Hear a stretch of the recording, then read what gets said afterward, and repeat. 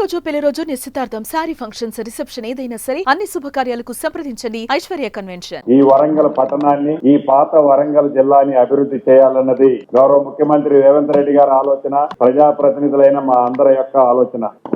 దానికి అనుగుణంగా గౌరవ ముఖ్యమంత్రి గారు మొదటి సంవత్సరం పూర్తి కాకముందే 2 పర్యాయాలు ఈ వరంగల్ పట్టణం రావటం, క్షుణ్ణంగా అన్ని అంశాలలో మొదటిసారి వచ్చినప్పుడే చర్చించి స్థానిక ప్రజాప్రతినిధులు, ఎమ్మెల్యేలు, ఎంపీలతో వారి అభిప్రాయ సేకరణ తీసుకొని, అది ఎయిర్పోర్ట్ కావచ్చు, వరంగల్ పట్టణంలో అండర్ గ్రౌండ్ డ్రైనేజ్ కావచ్చు, మిగతా మౌలిక వసతులు కావచ్చు, inner ring road, outer ring road కావచ్చు, ఇలా వరంగల్ పట్టణంలో 360 degrees లో అన్ని అభివృద్ధులు చేయాలి అని మొదటి మీటింగ్లే ఈ ఉమ్మడి వరంగల్ జిల్లాకి ఇన్ఛార్జి మంత్రిగా నాకు, అధికారులకి సూచనలు, సలహాలు ఇవ్వటం జరిగింది.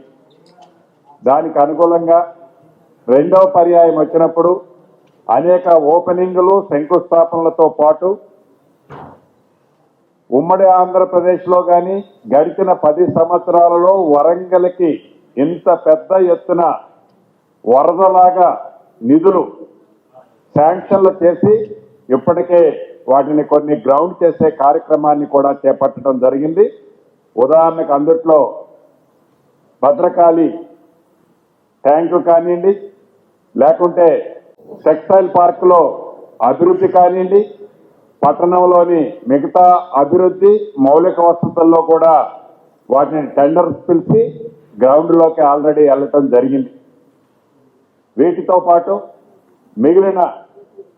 మిగిలిన అన్ని కార్యక్రమాలని, అది అండర్ గ్రౌండ్ డ్రైనేజీ, ఇతరత్ర మాస్టర్ ప్లాన్ ఆల్రెడీ 2041కి రిలీజ్ చేశాం, అప్రూవ్ చేశాం. దానికి 2051కి కూడా కన్సల్టెన్సీని ఫైనల్ చేసి దాన్ని కూడా తుది మెరుగులు దిద్దే స్థాయిలో ఈనాడు ఉంది.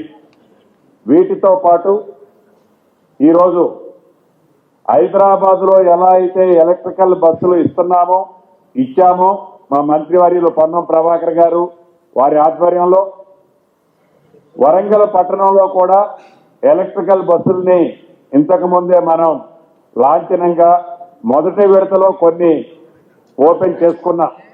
మిగతా వాటిని కూడా ఈ సంక్రాంతి లోపల 2వ విడత ఇస్తున్నారు. ఇది నిరంతరము జరిగే ప్రక్రియ. ఏదో 100, 110 ఇచ్చాం అయిపోయింది అని గత ప్రభుత్వంలో లాగా చేతులు దులుపుకునే ప్రభుత్వం కాదు.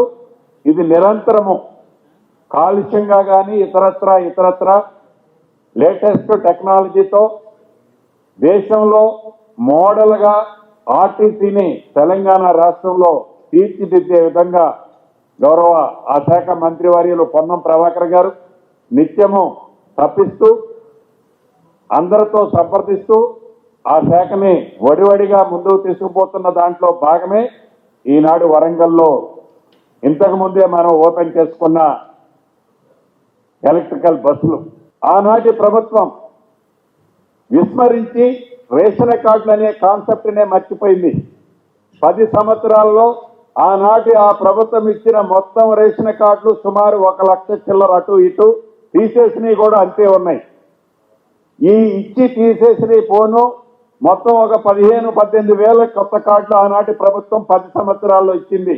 ఈ ఇచ్చిన 18,000 కానీ 16,000 కార్డులు కానీ ఎక్కడిచ్చారా అంటే, ఎక్కడైతే అసెంబ్లీ బై ఎలక్షన్స్ వస్తాయో ఆ అసెంబ్లీ బై ఎలక్షన్స్ వచ్చే నియోజకవర్గాల్లోనే ఆనాటి ప్రభుత్వం ఆ కార్డులు ఇచ్చి చేతులు దులుపుకుంది. ఈ జనవరి 26 నుంచి రైతు భరోసా, ఏదైతే రైతులను ఆనందంగా వారి కళ్ళలో చూడాలని తపనతో ఆనాటి ప్రభుత్వం సంవత్సరానికి 10,000 రూపాయలు ఎకరానికి ఇస్తే, ఈ ఇందిరమ్మ మన ప్రభుత్వంలో ఆర్థికంగా ఇబ్బందుల్లో ఉన్న ఆనాటి ప్రభుత్వం 7,19,000 కోట్ల అప్పులు మన నెత్తిన పెట్టిపోయినా ఇచ్చిన మాట తప్పకుండా ఎకరానికి సంవత్సరానికి 12,000 రూపాయలు, అంటే ఆనాటి ప్రభుత్వం 10,000 ఇస్తే మన ప్రభుత్వం 12,000, అంటే 20% ఎక్కువ ఇస్తూ ఆనాటి ప్రభుత్వం లాగా ఆ దొరగారు 4 గోడల మధ్య కూర్చొని తీసుకున్న నిర్ణయాల్లాగా కాకుండా 10 జిల్లాల్లో 6 జిల్లాల్లో తిరిగి సేకరించిన వివరాలకు అనుగుణంగా కొండలు గుట్టలు రాళ్ళు రప్పలు వాగులు వంకలు చెర్లు ప్రభుత్వ భూములు కబ్జా చేసి పాస్బుక్లు తీసుకున్న వాటికి ఏదైతే రియల్ ఎస్టేట్ కి కన్వర్ట్ చేసిన ఆస్తులని వీటిని మినహాయించి వ్యవసాయానికి యోగ్యమైన ప్రతి ఎకరాకి ఈ ప్రభుత్వం నిబద్ధతతో ఆర్థికంగా ఇబ్బంది ఉన్నా ఆర్థికంగా కష్టాల్లో ఉన్న రైతుల కష్టాల ముందు మన కష్టము చాలా తక్కువే అని తలంచి 12,000 రూపాయలు జనవరి 26 నుంచి ఈ ప్రభుత్వం ఇచ్చే కార్యక్రమాన్ని తెల్ల రేషన్ కార్డులు స్మార్ట్ కార్డు దాంతో పాటు రైతు భరోసా ఈ 2 కార్యక్రమాలని ఇచ్చే కార్యక్రమాన్ని చేపట్టాం. దేశంలో ఏ రాష్ట్ర ప్రభుత్వము చేయని విధంగా ఒక కొత్త ఆలోచనతో భూములున్న వాళ్ళకంటే ఇది వస్తుంది. భూమి లేని నిరుపేదల పరిస్థితి ఏంటి అనేది ప్రతి ప్రాంతానికి వెళ్ళినప్పుడు నిరుపేదల మనసులో మా గతి ఇంతేనా అనేది ఉంది. ఇందిరమ్మ రాజ్యం వచ్చిన తర్వాత కూడా మాకు న్యాయం జరుగుతుంది అని ఎదురు చూస్తున్నారు. వాళ్ళని కూడా దృష్టిలో పెట్టుకొని అర్హులైన నిరుపేదలకి ప్రతి సంవత్సరం 12,000 రూపాయలు ఇచ్చే కార్యక్రమాన్ని కూడా జనవరి 26వ తారీఖు గౌరవ ముఖ్యమంత్రి గారు మొన్న ప్రెస్ మీట్ లో చెప్పినట్టు ఈ జనవరి 26వ తారీఖు ఒక ప్రత్యేకత ఉంది. రాజ్యాంగాన్ని ఏర్పరచుకొని డాక్టర్ బిఆర్ అంబేద్కర్ గారు ఏదైతే నిర్మించిన రాజ్యాంగాన్ని ఏర్పరచుకొని 75 సంవత్సరాలు పూర్తవుతున్న సందర్భంగా దీనికి ఒక ప్రత్యేకత ఉంది. కాబట్టి ఈ 3 కార్యక్రమాలని జనవరి 26వ తారీఖు నాడు మనం ప్రారంభించుకొని ఎవరు ఏమి అనుకోవక్కర్లేదు. కేసీఆర్ గారు వారి పంట 200 ఎకరాలు వేసిన ఆ 200 ఎకరాలకి కేసీఆర్ గారు నాకు డబ్బులు కావాలి, నా దగ్గర డబ్బు లేదు, ఉన్న డబ్బు సరిపోదు, కావాలి అంటే వారికి కూడా ఈ ప్రభుత్వం ఇవ్వాలని అనుకుంటుంది. కండిషన్లు ఏమీ పెట్టడంలా కేంద్ర ప్రభుత్వం పెట్టినట్టు కండిషన్లు ఏవైతే ఉన్నాయో ఉద్యోగస్తులకు ఇయ్యం, ఇన్కమ్ ట్యాక్స్ కట్టే వాళ్ళకి ఇయ్యం, వీళ్ళకి ఇయ్యం, వాళ్ళకి ఇవ్వమని వాళ్ళు ఏదైతే నిబంధనలు పెట్టారో పెట్టింది నిబంధనలు వాళ్ళు మళ్ళీ ఈ ఇందిరమ్మ ప్రభుత్వాన్ని కేంద్ర ప్రభుత్వంలో ఉండే కొంతమంది పెద్దలు ఏదో మనం నిబంధనలు పెట్టామని మళ్ళీ తిప్పి మనకెళ్ళి చెప్తుంటారు.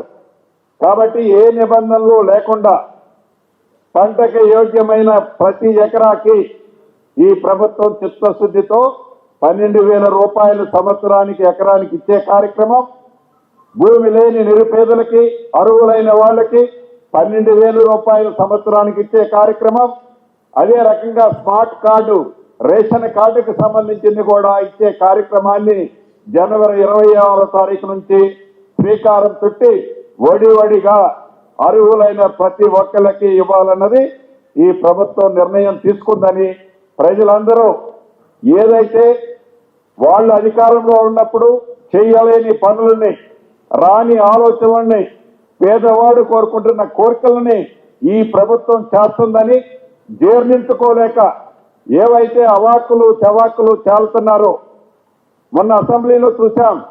ఏదో ఒక వ్యక్తి మీద ఒక పోలీస్ కేసు పెట్టారని, ఏదో ఒక వ్యక్తి పేదోడు సొమ్ము విదేశాలకు పంపిస్తే అతని మీద కేసు పెట్టారని, ఆ కేసు కోసమని ఒక అద్భుతమైన చట్టాన్ని భూభారతి చట్టాన్ని అసెంబ్లీలోకి తీసుకొస్తే దళిత స్పీకర్ అని కూడా చూడకుండా వారి మీద నా మీద రౌడీల్లా ఎలా ప్రవర్తించాలో తెలంగాణ ప్రజలు చూస్తున్నారు. దీనికి గతంలో బుద్ధి చెప్పారు.